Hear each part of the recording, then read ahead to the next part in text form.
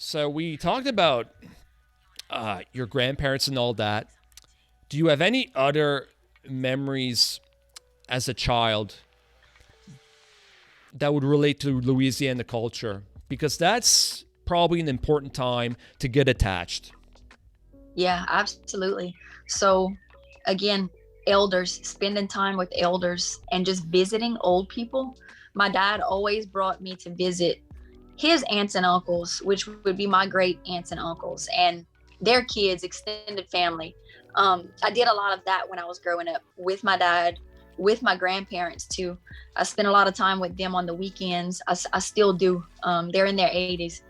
And a lot of time just growing up country, growing up living in the country, farming with my grandparents.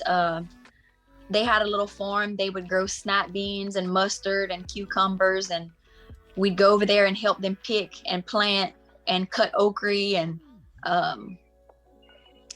my mom and dad had a little farm too. They had chickens and ducks. So just like a real humble upbringing, close to the land. And I would spend a lot of time with my grandparents, like I said, and I would ask them as a child, Mama, Granddad, that's what I call them, just speak to me in French. Just speak to me in French. As long as I can remember, I had that desire. It was something elusive. It was like a mystery to me, and something that I wished that even as a little kid, I'm talking like 4 or 5 years old, I had that in my head. I was like, I wish that I would have grown up from birth speaking this language.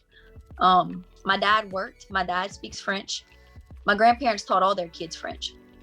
And it was that generation that sort of like they didn't speak French to their kids, my dad's generation. So like your baby boomers and below that. And I would ask my dad, I would beg him, like, speak to me in French as a little kid. And he would be busy and working. And he'd say, go to your grandparents' house, go talk with them. So I did. And they would speak to me just in French. They obliged me. They spoke to me in French, and I listened, and I understood well, and I comprehended.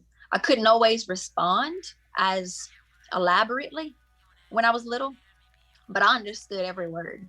And when I went to St. Anne, so many things came back to me. It's things that, or they're pathways that have been paved already in my mind.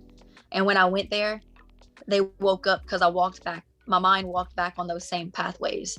So there was a lot of light bulb moments I had at St. Anne's. It was beautiful.